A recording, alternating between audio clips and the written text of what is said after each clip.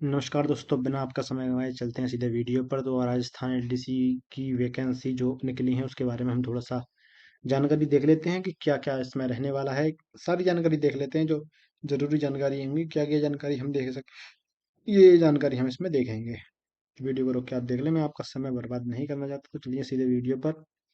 ये परीक्षा जो है ये आपको पता ही होगा कि RSSB Rajasthan staff selection board करा रहा है, और इसमें जूनियर असिस्टेंट क्लर्क ग्रेड 2 की जो पोस्ट है वो आपको दी जाएंगी।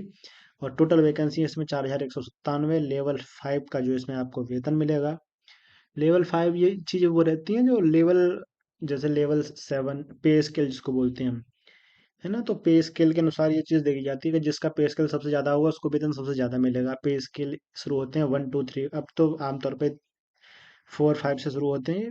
वेतन स्केल जितना बढ़िया होगा उतना ही आपको ज़्यादा वेतन मिलेगा। 20 मार्च से इसके आवेदन खत्म हो जाएंगे, और अभी आज से या कल से शायद इसके आवेदन शुरू होने वाले हैं। इसकी जो हम इम्पोर्टेंस डेट है उसके बारे में अगर हम देखें तो अधिसूचना इसकी निकली थी 13 फरवरी को। 20 फरवरी से इसके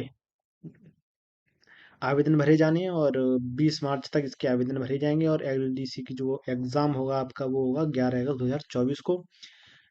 इसकी रिक्रूटमेंट डिटेल के बारे में बात करें तो हम सेक्रेटरीट के लिए तो आपके लिए चाहिए 584 पद है गैर अनुसूचित क्षेत्र में। और राजस्थान पब्लिक सर्विस कमीशन में जो लिप ग्रेड 2 रहेंगे, जो मतलब LDC रहेंगे, उसमें 61 चाहिए।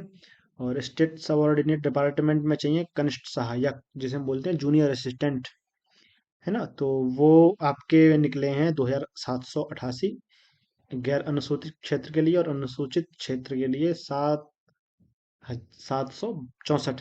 आपको अगर नहीं पता है कि ये क्या है गैर अनुसूचित और अनुसूचित, तो बताइएगा, मैं आपको विस्तार से बता दूंगा। इस तरह से कुल टोटल वैकेंसी है 4197।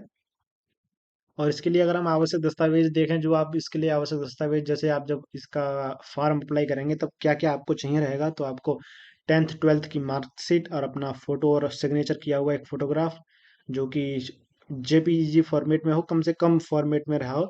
और आपका यदि जाति प्रमाण पत्र या हो आपके पास तो वह भी लग सकता है, क्योंकि इसमें आरक्षण की व्यवस्था रहती है, तो वो भी लगेगा। और आपका आधार कार्ड, आइडेंटिटी कार्ड लगेगा। उसमें से आधार कार्ड ही अब आम तौर पर मान्य रहता है। और आपका मोबाइल नंबर जो कि चालू स्थिति में होना चाहिए, और वैसे ही ईमेल आईडी भी आपकी वैध होनी चाहिए। और आपका EWS प्रमाण पत्र, कहीं कहीं किसी किसी पोस्ट में ये लगा होता है, किसी किसी पोस्ट में इसको प्रमाणित नहीं मानते हैं, इससे वैकेंसी नहीं करते हैं। करना कैसे आपको, यदि आप यहाँ से समझ पाए तो यहाँ से समझ लीजिए, नहीं तो आप मैं आपको विस्तार से एक एक करके बता दूंगा जैसे इसकी वैकेंसी आ जाती है। एप्लीकेशन फीस की अगर मैं बात करूं तो जनरल और अनरिजर्व्ड कैटेगरी जो है, जनरल के साथ में कई कैटेगरी होती हैं जो अनरिजर्व्ड रहती हैं।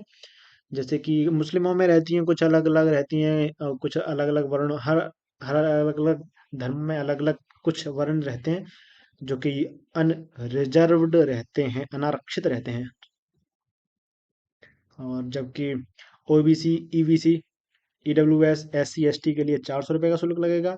जो दिव्यांगजन रहेंगे हमारे, उनको 400 रुपये का शुल्क उनको भी देना होगा। इसी तरह से जिनके परिवार की वार्षिक आय 2.5 लाख रुपए से कम है, उनको भी 400 रुपये का शुल्क ही देना होगा। अगर बात करें हम इसकी योग्यता की, तो सिर्फ आपको किसी भी उसमें 12वीं आपने पास कर रखी हो, और साथ ही साथ आपके पास कोई एक कंप्यूटर का छोटा मोटा कोई डिप्लोमा या होना चाहिए, ये बहुत जरूरी रहेगा। एज लिमिट की बात करूँ तो 18 से 40 वर्ष की आयु सीमा है। सामान्य वर्ग मतलब इसमें आयु सीमा आप ये समझिए कि है ही नहीं, है ना। ये बहुत ज़्यादा है, तो इसमें इसको थोड़ा सा आप इग्नोर करिएगा, इसमें बहुत ज़्यादा है। सिलेक्शन प्रोसेस का आपका रहेगा, रिटन एग्जाम रहेगा, फिर आपका टाइपिंग टेस्ट रहेगा, फिर आपका डॉक्यूमेंट वेरिफिकेशन, मेडिकल एग्जाम, और फिर आपको बाद में लिस्ट दे दी जाएगी। हाँ। और इसके एग्जाम पैटर्न की अगर हम बात करें तो पहले प्रश्न पत्र में आपको सामान्य ज्ञान, और जो डेली आपका करंट अफेयर जिसे हम बोल सकते हैं वो, और गणित के प्रश्न रहेंगे। फिर दूसरे पेपर में आपके पास सामान्य हिंदी और अंग्रेजी, मतलब कॉम्प्रिहेंशन की आपको नॉलेज होनी चाहिए, वो रहने वाला है। और दोनों में प्रश्न रहेंगे, 150 अंक मिलेंगे, 100 और अवधि रहेगी 3 3 घंटे की। शायद मेरे को लग रहा है ये उलट पुलट नहीं, ये ठीक है यार।